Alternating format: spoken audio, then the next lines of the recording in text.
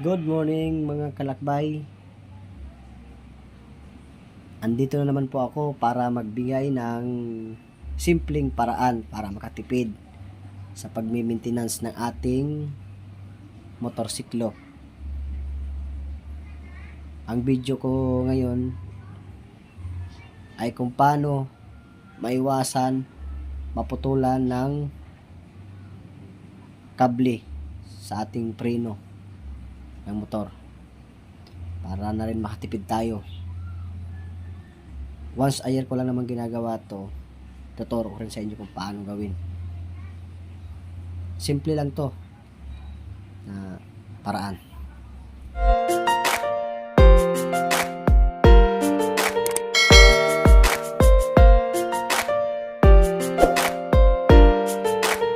Ayan po mga kalakbay, ito kanina binaklas ko na to, kable ng ating brake sa harapan to. Drum brake to drum brake. Yan, 2017 model na Smash 115. Yan yung brake niya Binaklas ko na yan kanina. Yan. Tapos binaklas ko rin dito. Yan. Ituturo ko sa inyo yung simpleng paraan na yan. Madali lang naman para iwas putol at makatipid tayo. Yan.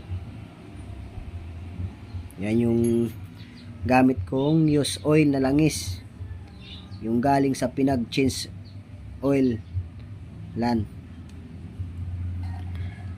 Yan. Lalagay lang natin sa kable. Yan bumababa siya para yung loob niyan malagyan ng langis. Yan. Simpleng paraan lang, makatipid na tayo, iwas putol pa sa kable. Di ba? Kahit once a year nyo lang ginagawa, once a year, kasi ako once a year ko lang ginagawa. Yan, mula 7 years na tong aking Smash, hanggang ngayon di pa rin napuputol yung niya, stuck pa rin siya. Yan, bumababa po siya. Yan bumababa po yan.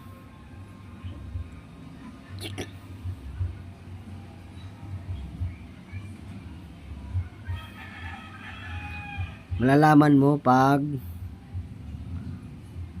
nakababa na siya.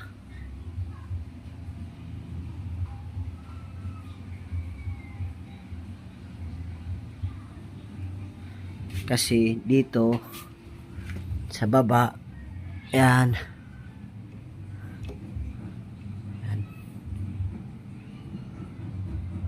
tutulo na siya. Yan, drum brake siya na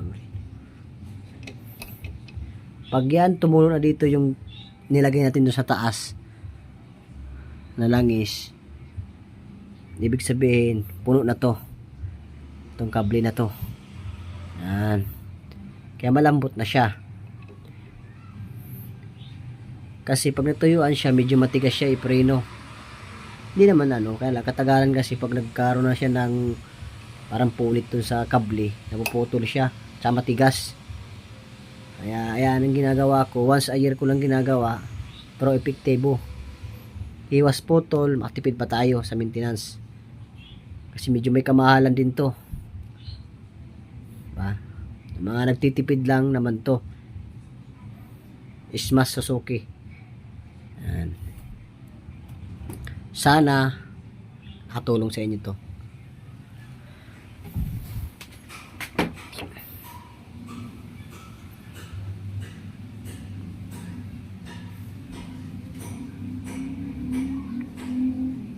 Mabilis lang naman siya bumaba. Para yung may guma to mga kalakbay, yung guma niya. Ayan. Ito yung guma, iangat nyo lang siya konti ito. Sinakabaon yan dyan. Iangat nyo lang siya konti para medyo malaki yung buka niya. Ito. What? Pagkatapos nyo rin lagyan ng langis, ibaon nyo rin siya. Yan. Diba?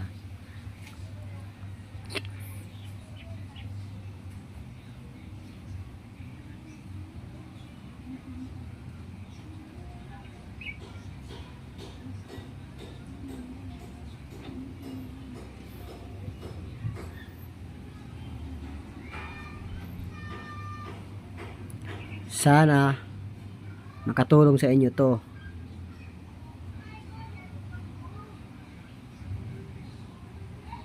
Yun lang. Pagtandaan nyo lang kung paano ikabit, kung paano nyo binaklas dito, ganun din yung pagkabit. Para may balik sa dati yan. Diba? Yan, malambot na siya. Kaya tumagos na siya dito yung pinaka ano na niya. Ano na siya, oh. May langis na siya. Ibig sabihin nakaano na yung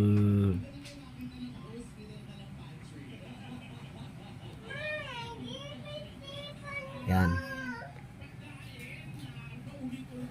Okay na siya. Tapos na siya. Balik na natin siya. Yan na. Ganun lang kasimple lang. Para iwas putol, tsaka makatipid tayo sa pagbili ng kable. Kasi kung panibili tayo ng kable pag naputol, magastos. May kamahalan din kasi yan. Yan. Kabit na natin siya dito. Ayan na mga kalakbay. Tapos na ang paglalagay natin ng langis sa kable. Sobrang lambot na niya, oh. Yan. Nakatagos na siya dito sa baba. Yan. Yan. Pumatak na yung langis. Ibig sabihin nakadaloy na siya. Kaya yan. Yan. Phillips screw lang ang ating pambaklas para dito sa ating kable. Yan, sana makatulong ito sa inyo, sa mga nagtitipid dyan. Iwas putol sa kable ng ating preno. Nakatipid pa tayo, iwas putol pa. Yan. Sana may tulong sa inyo ang simpleng paraan na to. Yan. Sa mga makapanood nito, sana i-like nyo rin at subscribe sa aking YouTube channel. Salamat. Mga kalakbay, nakabit na siya ating kable sa preno. Sa mga drum brake lang to, mga kalakbayan. Yan.